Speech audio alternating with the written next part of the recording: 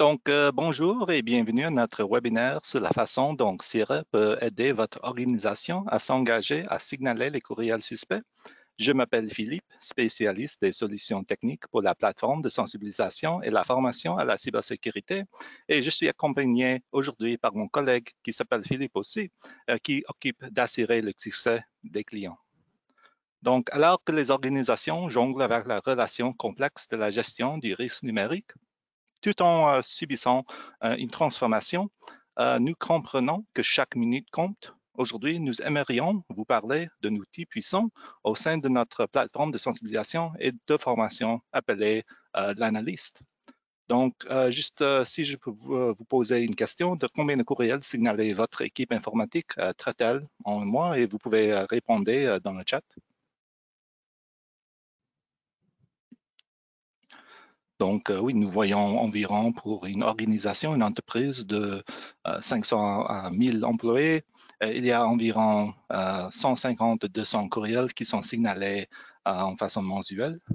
Donc, la sensibilisation et la formation des usagers ne représentent qu'une petite partie de leur travail quotidien, alors qu'un individu peut consacrer quelques heures par an à la formation. La charge des équipes informatiques au sein d'une organisation est nettement plus élevée. La mise en œuvre d'une solution de sensibilisation et de formation est une chose, répondre au volume de courriels de vos utilisateurs est une autre. Donc, l'analyse est parfaite pour ceux qui ont un grand nombre de courriels rapportés par les utilisateurs à examiner, où vous vous trouvez dans l'incapacité de répondre à chacun d'entre eux. Vous cherchez à connaître les types de courriels qui contournent vos filtres existants, par exemple votre appliance de messagerie ou les règles d'Exchange ou Defender. Vous cherchez à offrir de meilleures mesures de rapportage. Vous souhaitez convertir les courriels malveillants reçus est une réserve de simulation et un peu d'automatisation ici et là ne fait jamais de mal. Vous avez besoin d'aide pour automatiser vos processus. Donc, l'analyste vise à atteindre trois objectifs principaux. Vous permettre de gagner du temps en automatisant les tâches répétitives afin que les équipes de sécurité puissent se concentrer sur ce qui est important. Ça vous permettra d'économiser de l'argent en réduisant le temps d'arrêt des employés et des systèmes et en diminuant la fréquence des incidents. Ça vous permettre de réduire les risques en identifiant et en gérant de manière proactive les cybermenaces grâce à l'engagement des dirigeants et des gestionnaires qui apportent des changements et favorisent la responsabilisation à l'échelle de l'organisation. Sira aide les organisations à faire de leurs employés des participants actifs dans la découverte et la résolution des cyberattaques par hameçonnage dans les premières minutes et heures critiques. Donc, notre approche éprouvée de la mesure des performances garantit que les employés reçoivent la bonne formation au bon moment et que chaque minute consacrée à la formation, à la sensibilisation, à la sécurité entraîne une réduction significative des risques. Donc, nous minimisons la charge qui pèse sur les responsables des programmes de sécurité en automatisant les tâches manuelles, en simplifiant la création et la mise en œuvre des campagnes de réduction des risques et en mesurant l'efficacité des programmes afin d'identifier les domaines nécessitant une amélioration. Donc, pour obtenir ces trois objectifs-là, nous déclenchons une boucle de rétroaction positive automatisée parmi les utilisateurs qui entraînent un changement de comportement. Dans des circonstances normales, un utilisateur peut signaler un courriel et envoyer à la sécurité pour qu'elle l'examine.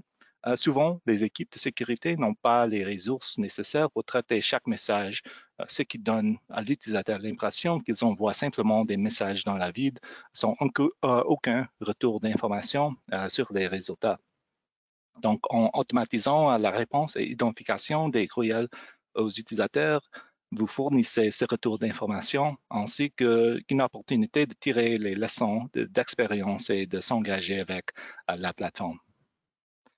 Donc, grâce à l'analyste, vous pouvez non seulement signaler les types de courriels qui contournent votre filtre existant et en avoir une meilleure visibilité, mais vous pouvez également agir sur eux en masse en les purgeant des boîtes de réception de tous vos utilisateurs. Vous pouvez également examiner les tendances. Si des personnes signalent le même type d'amassonnage, par exemple, vous pouvez agréger et anticiper les incidents. Donc, voici quelques avantages obtenus grâce à la magie d'automatisation. Nous pouvons supposer que si un courriel a été signalé, c'est qu'il a contourné vos filtres existants d'une manière ou d'une autre.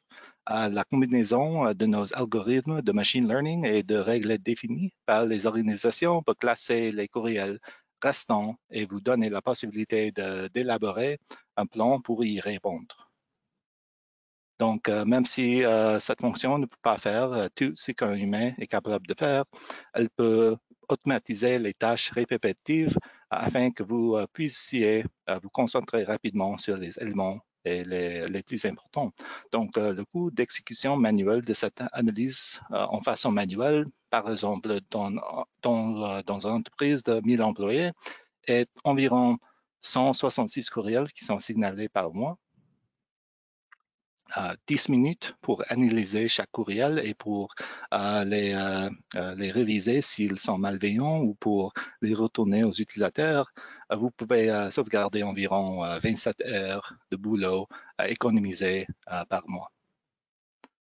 Donc, à chaque étape du processus, nous travaillerons avec vous pour créer, mettre en œuvre et évaluer votre programme de sensibilisation à la sécurité afin de trouver la meilleure méthode qui fonctionne pour votre organisation, pour gagner du temps, pour économiser de l'argent et de réduire les risques. Donc, j'aimerais maintenant vous présenter Philip Dorman qui va vous faire une démonstration de ce que cela donne à la pratique.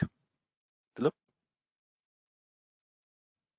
Parfait. Merci, Philippe, pour l'introduction. Tu peux-tu voir le tableau de bord suite de l'analyse?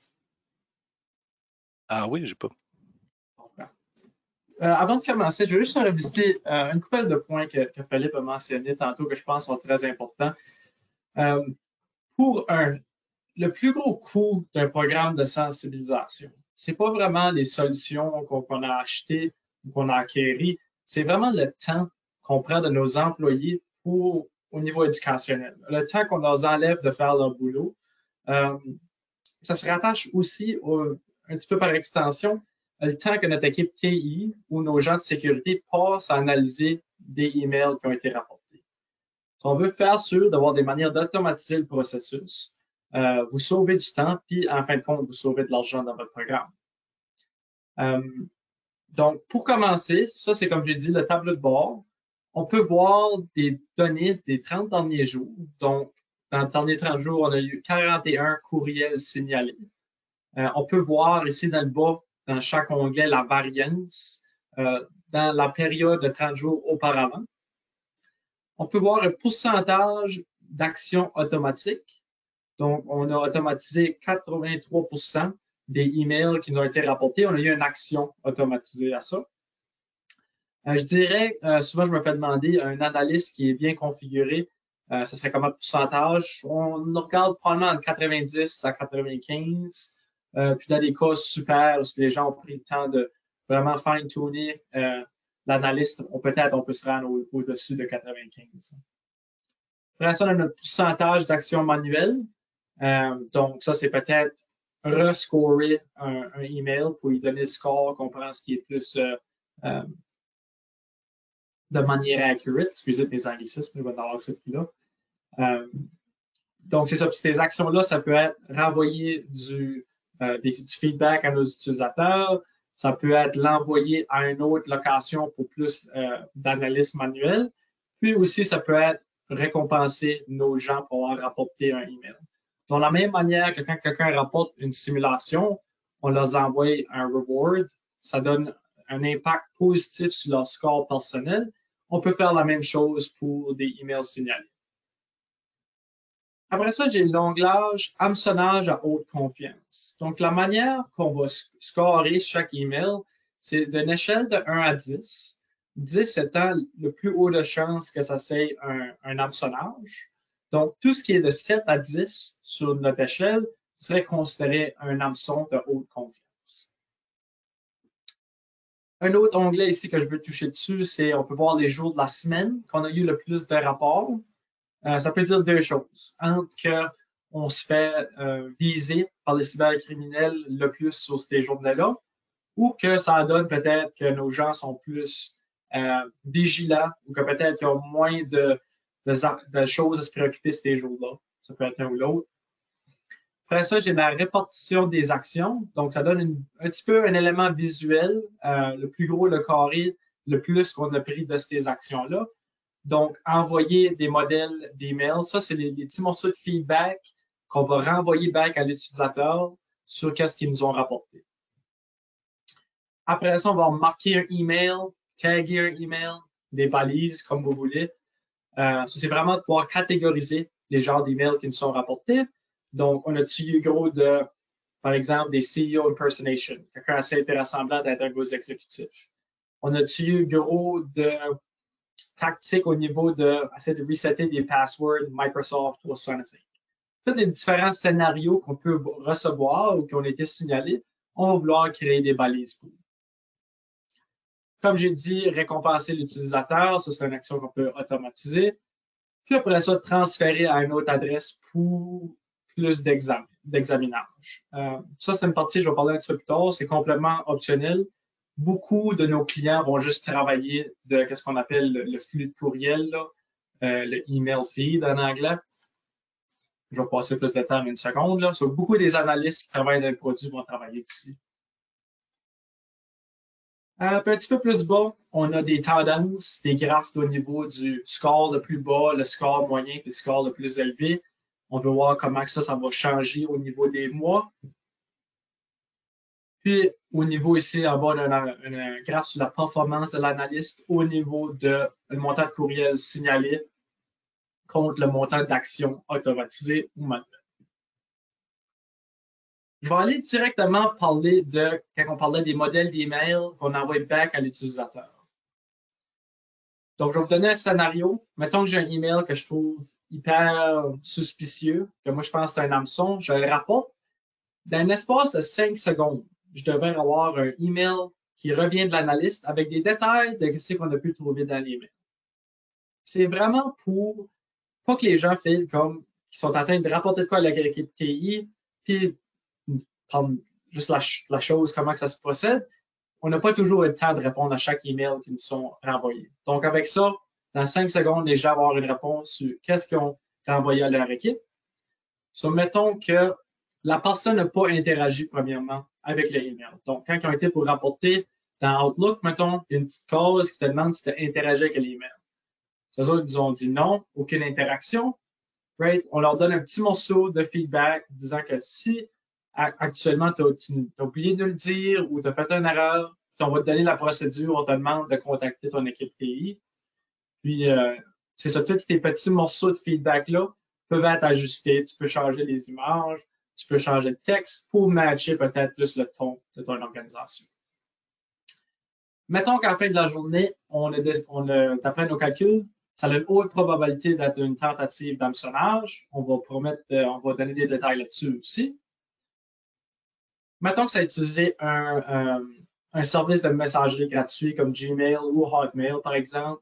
On sait que ce n'est pas une indication directe que c'est un email malicieux, mais beaucoup des cybercriminels vont utiliser ces genres de services-là pour envoyer leur email. Donc, peut-être ça, c'est un email qu'un quelqu'un pourrait recevoir d'après un email qu'ils ont rapporté. Comme je parlais, on va avoir des balises, les tags, right? On veut vouloir catégoriser les emails qui nous sont rapportés. Ça peut être, comme ici, j'en bas, ça peut être des hameçons au niveau financier qui disent que tu as oublié de payer une facture. Ça peut être peut-être des Bitcoin scams qui ont un certain niveau d'information sur toi puis qui te demandent de payer une ransom de Bitcoin. Right? C'est toutes les différentes catégories de emails qu'on va vouloir catégoriser. Puis qu'est-ce que ça va avoir de l'air quand je rentre dans le flux de courriel? Ça va être quelque chose de même. Je peux voir les emails qui m'ont été rapportés. Je vais juste nous rajouter une colonne que je trouve très intéressante. Donc, on a un produit de machine learning, d'intelligence artificielle qu'on a créé basically avec le 7 ans qu'on offre ce produit. On a développé une bonne database sur l'ingénierie sociale, le contenu d'un email, qu'est-ce qui rend plus de chances d'être malicieux. Donc, vraiment, on peut déterminer si on pense que c'est du spam, de l'hameçonnage, puis à quel pourcentage. Notre intelligence artificielle est très bonne, mais on veut avoir le meilleur des deux mondes. So, on va avoir la partie ordinateur automatisé, si tu veux. Puis après ça, qu'est-ce que je vais couvrir dans une couple de minutes sont les règles humaines, les règles contextuelles qu'on a créées. Peut-être quelqu'un qui travaille en cyber, comme un cyberanalyste, travaillerait ici, déciderait des match criteria, puis créerait des règles. Ça va faire plus de sens, mais j'arrive ici d'une seconde. En retournant au flux de courriel, on peut voir l'objet du email en question, de qui ça nous a été envoyé par, qui l'a signalé, le score final. Gardez en compte que c'est un environnement de démo. Les scores ici, c'est pas grand-chose. Par rapport des scénarios, les scores sont pas mal plus que ça. À peu près ça, on peut voir les étiquettes ou les balises qui ont été rattachées à cet email. Je peux aussi voir les mesures prises, dont les actions qu'on a prises. Comme j'ai parlé de, envoyer un extrait de courriel, transférer pour un examen. Je peux aussi rentrer pour avoir plus de détails sur le email en particulier. Je peux avoir beaucoup de détails, j'ai déjà couvert. Mais je peux aussi signaler si je pense que le résultat de l'intelligence artificielle n'est pas correct. Ça va nous aider à améliorer ce produit-là. Après ça, je peux avoir plus de détails si les gens l'ont fourni quand ils ont été pour soumettre l'email. Donc, s'ils ont eu une interaction avec le courriel, s'ils ont laissé des commentaires supplémentaires. Je peux voir les actions qui ont été prises. Je peux voir les entêtes spécifiques du email. Donc, beaucoup des règles contextuelles qu'on va créer. Ils peuvent être écrits à partir du texte dans le body de l'email ou ils peuvent être créés à partir des entêtes. So, mettons un exemple que je vais vous présenter un petit peu, c'est au niveau des courriels légitimes. So, on va souvent vérifier si un email est légitime s'ils ont la bonne DKIM signature, par exemple. Ça, c'est quoi qui se passe avec des entêtes. L'autre, je vais juste prendre un différent email pour vous montrer. On a aussi un aperçu du courriel qui peut apparaître. Puis, on a ce grand bouton rouge ici.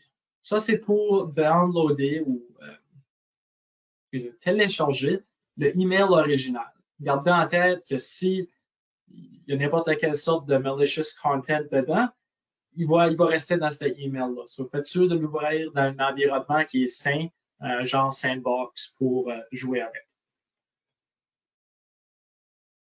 À partir de là, je vais considérer les actions manuelles. J'ai déjà couvert une plupart des autres. C'est voir des détails, c'est dans la page qu'on était avant. Envoyer des extraits de courriel, c'est choisir quel morceau de feedback spécifiquement je peux envoyer. Mais je vais aller une partie qu'on n'a pas trop parlé encore. Ça, c'est l'hameçonnage boomerang. So, donc, si qu'un de vos utilisateurs vous rapporte un hameçon qui est fait d'une grande qualité, que les cybercriminels ont vraiment mis de l'effort malheureusement à créer, ben, de notre bord, qu'est-ce qui est le fun, c'est qu'on peut les prendre, garder seulement le texte et les images, donc enlever tout ce qui pourrait être malicieux, puis utiliser ça comme une template, comme un modèle d'hameçon dans votre environnement CRA traditionnel. Donc, on peut vraiment utiliser ça dans nos campagnes d'hameçonnage à partir de là. Je peux aussi ajuster le score de courriel. Donc, si je trouve qu'on n'a pas scoré pour aucune raison ou que j'ai besoin de l'ajuster sur le coup, je peux. Je peux supprimer de l'analyste. Ça, c'est, mettons, quelqu'un a rapporté un email qui a une information confidentielle, de l'information d'un client qu'on ne veut pas qu'il reste dans notre database. Vous pouvez le supprimer direct là sur le spot. Je peux supprimer le courriel de la boîte de réception de l'utilisateur. Puis après ça, je vais retourner sur quelque chose que Philippe a mentionné plus de bonheur, qu'est-ce qu'on appelle notre Purge and Delete Functionality. Donc, c'est une intégration avec votre environnement Office 365. Qu'est-ce qu'on fait? C'est qu'on va aller regarder à travers tes différentes inbox, à travers tes utilisateurs, puis voir si on peut retrouver le email spécifiquement dans l'inbox d'un autre utilisateur qui l'a peut-être pas rapporté à l'équipe ou deleté. So, on va aller le supprimer pour tout le monde qui l'aurait encore juste dans leur inbox. Comme vous pouvez voir, j'ai différentes manières à gauche de filtrer mon flux de courriel. Là, je vais me rendre spécifiquement dans les règles. Donc, ça, c'est les règles contextuelles. C'est là qu'on va aller vraiment scorer les emails. Puis, il y a un ordre spécifique. Si vous pouvez voir, je commence un petit peu avec les choses légitimes.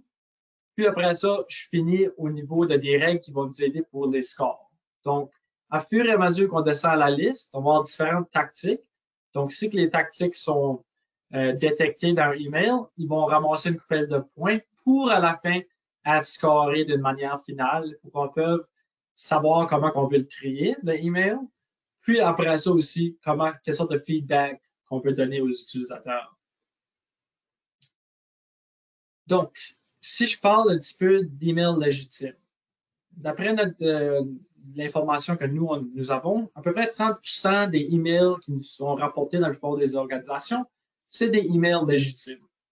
Que ce soit d'un programme que vous utilisez comme de tierce partie, mettons un produit de payroll, un produit de ressources humaines. C'est tout souvent des genres d'emails qu'on se fait rapporter comme équipe TI. Ou si, mettons, vous êtes en train de passer à travers des changements dans votre infrastructure ou vous allez avoir un nouveau produit que vos utilisateurs allont utiliser dans les prochains mois, tout aussi bien de créer une règle dans l'analyste pour que, comme avec les gens aillent pour le rapporter, qui vont déjà avoir un morceau de feedback qui va leur expliquer non, c'est un produit qu'on est en train d'implémenter pour cette raison. Vous pouvez vraiment utiliser ça comme un autre moyen de communication. On montre un peu comment une règle est structurée. On donne le nom de la règle. On veut-tu arrêter le traitement selon cette règle? Donc, dans ce cas ici, ça devrait être oui pour un legitimate email. On peut y donner une description. Là, c'est comment est-ce qu'on va matcher différents critères qu'on va regarder au niveau du email. Donc, ça, c'est un exemple en particulier qu'on avait eu un de nos employés qui nous a rapporté un email du gouvernement du Canada. Donc, on veut faire sûr que ça vient c'est du gouvernement du Canada. So, on a actually leur DKIM signature ici. Fait que ça, c'est le mail stamp en particulier. Donc, dans ce scénario-là, on veut remplacer le score pour que c'est en 1. On sait qu'il n'est pas malicieux. On va taguer en étant légitime. Puis, on va envoyer un courriel back à l'utilisateur, leur laissant savoir que c'est un courriel légitime. C'est dans ce scénario ici, on aurait pu, si on aurait voulu, modifier cet extrait de texte-là puis donner plus de détails disant que ça vient du gouvernement du Canada, ou on peut garder ça tout simple et juste laisser savoir aux gens que c'est légitime. Je parlais tantôt du thème que chaque minute compte. Right? Ça, c'est le training qu'on donne aux gens, le temps que ça prend pour trier des emails. Une autre manière qu'on a aidé beaucoup de nos clients, c'est qu'une fois qu'on a bâti une bonne vigilance à travers de nos employés, qu'est-ce qu'on a à travers du bouton Outlook qu'on installe? C'est qu'il y a une place que tu peux dire si tu as interagi avec le email en particulier. Donc, si on a des gens qui pensent que c'est un email malveillant, malicieux, puis qui ont dit qu'ils ont interagi avec, comme j'ai dit, ça prend à peu près 5 secondes. On va marquer le courriel en étant un email qui a été interagi avec, mais on va envoyer un extrait de courriel à des gens en particulier que tu as choisi. Donc, des gens qui seraient peut-être qui font partie de Early Incident Response Plan, un plan d'incident. C'est peut-être les gens que tu veux aviser que hey, quelqu'un a signalé que j'ai fait une erreur, commencer l'investigation. Donc, c'est une autre raison pourquoi c'est important d'avoir une culture de cybersécurité positive pour que les gens feel confortables de pouvoir signaler à leur équipe la erreur.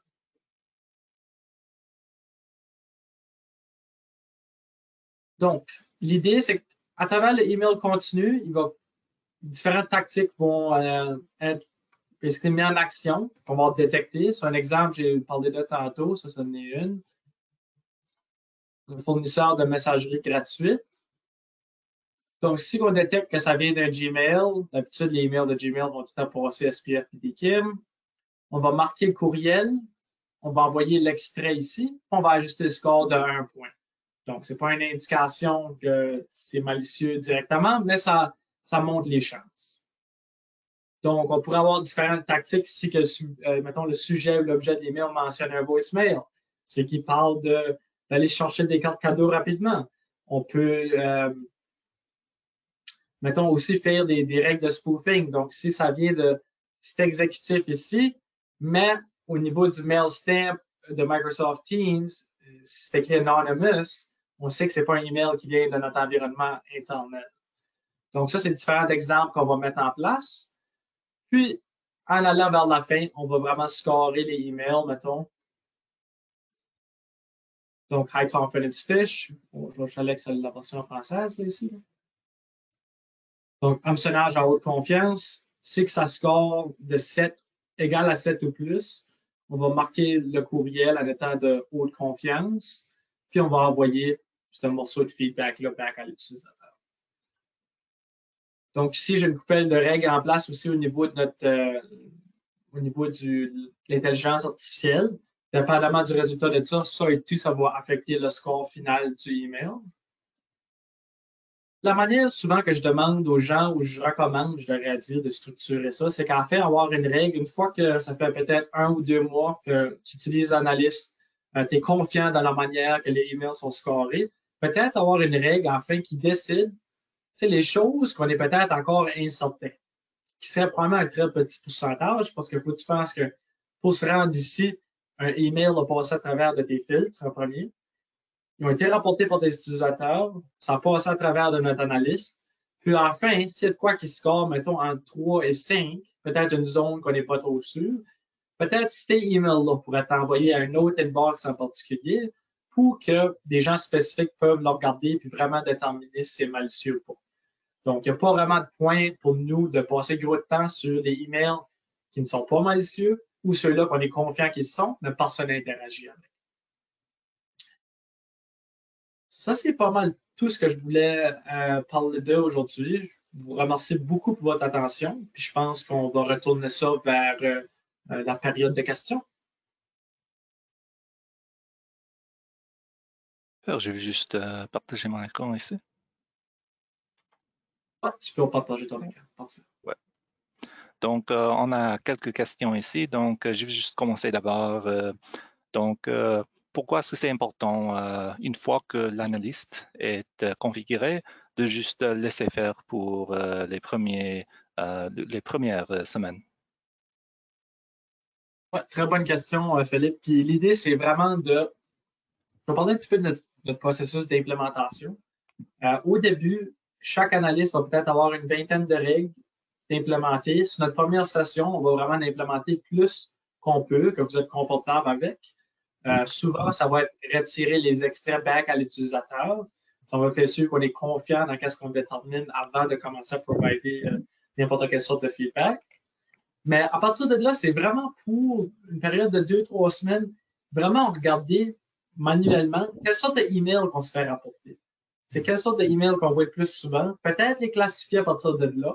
Puis après ça, choisir dans quel scénario qu'on veut commencer à mettre du temps et créer des règles pour. L'idée, oui, peut-être qu'il faut que tu passes en général 1 heure par semaine sur l'analyste ou 2. Mais une fois que tu as vu un scénario, que tu as créé un processus automatisé pour, tu n'auras pas besoin d'en créer un autre. La prochaine fois que ce genre d'email-là passe, il va être trié de la manière correspondante pour pouvoir donner du feedback à l'utilisateur. Super. On a une autre question ici. Avec Sierra, on ne peut pas faire des signalements à partir d'une boîte partagée. Comment pouvons-nous faire pour faire analyser avec ces emails-là? Donc, je sais, avec la plateforme, nous ne recommandons jamais d'utiliser le bouton dans l'environnement de boîte partagée, car ce n'est pas consistant. Mais si je comprends bien, vous êtes bien capable de faire l'analyse quand même avec l'outil? Oui, c'est ça. Si je comprends bien, on n'a peut-être pas le bouton dans les shared inbox, mais on peut quand même l'envoyer à notre, qu'est-ce qu'on appelle, je ne connais pas le mot en français, je m'excuse, mais le fish forward address, donc l'adresse qui va l'envoyer à l'analyste. On peut faire l'analyse pour le trier puis tout faire cette partie-là, mais on n'aura pas nécessairement de feedback back en mailbox, la shared mailbox, parce qu'on n'a pas d'utilisateur à l'attacher à. Mais l'analyse va se faire pareil.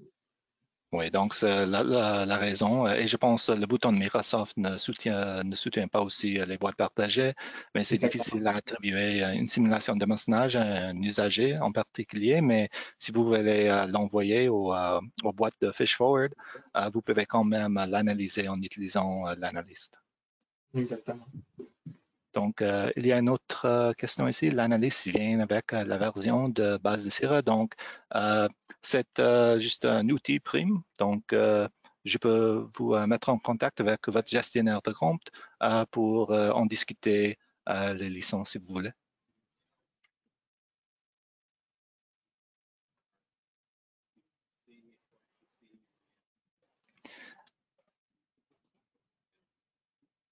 Et ce n'est pas une question, mais la personne qui a posé la question en concernant les boîtes partagées voulait vous remercier pour la réponse. Ah, ça fait plaisir. Donc, merci pour rejoindre nous. On a une autre question ici. Est-ce qu'un courriel signalé plusieurs fois peut être déclaré par Sierra et les met dans sa base globale? Tu peux répéter la fin de la question? Oui, donc, est-ce qu'un courriel signalé plusieurs fois peut être déclaré par Sierra et le met dans sa base globale? Si je comprends exactement la question, mais je peux Parce que parler au niveau de la yeah, à part si tu comprends, Philippe, tu oui. peux. Non, je pense, si je vous comprends bien, ce que vous voulez voir, si les courriels qui sont signalés plusieurs fois, par votre organisation ou par toutes les organisations qui utilisent l'analyste. Donc, est-ce que vous voulez voir si tous les courriels qui sont signalés sont utilisés pour attribuer les données pour l'algorithme de machine learning ou pour l'analyse? Ouais, au niveau, ça, je peux parler de ça. Au niveau Ouais, de l'algorithme du machine learning, ça sera au niveau ouais. global. Surtout nos clients, qu'est-ce qu'ils sont rapportés va améliorer notre intelligence artificielle à grandeur. Peut-être, nos manières de prendre la question, c'est, j'ai pas couvert cette partie-là dans la démonstration. Mais on a aussi une section, quand on regarde au flux de courriel, que je peux grouper les emails ensemble. Donc, je peux vraiment voir si peut-être le même email a été rapporté 6-7 fois Ah, euh, à travers dans mon environnement. Il n'y a pas de manière au moment de voir si ce email-là a été rapporté dans d'autres organisations à travers Sierra. Ouais, ce serait deux manières que je peux donc, voir cette il a ajouté quelque chose d'autre, car des fois, le même courriel est reçu par plusieurs utilisateurs de notre entreprise. Donc, vous pouvez supprimer les courriels dans toutes les boîtes de messagerie des utilisateurs si vous avez identifié le courriel dans la façon que Philippe a présenté. Exactement. Ce serait à travers la group view. Mettons qu'il y a 6 utilisateurs qui ont rapporté un email. Toi, tu l'as regardé, il est malicieux. On va utiliser la purge and delete functionality pour Ouais. s'assurer qu'il n'est pas nulle part dans votre environnement. Donc, vous pouvez automatiser les commentaires qui sont donnés aux utilisateurs. Une fois un utilisateur a identifié un courriel et vous recevrez le même courriel à plusieurs utilisateurs dans votre organisation, vous pouvez automatiser les réponses et aussi les supprimer en total.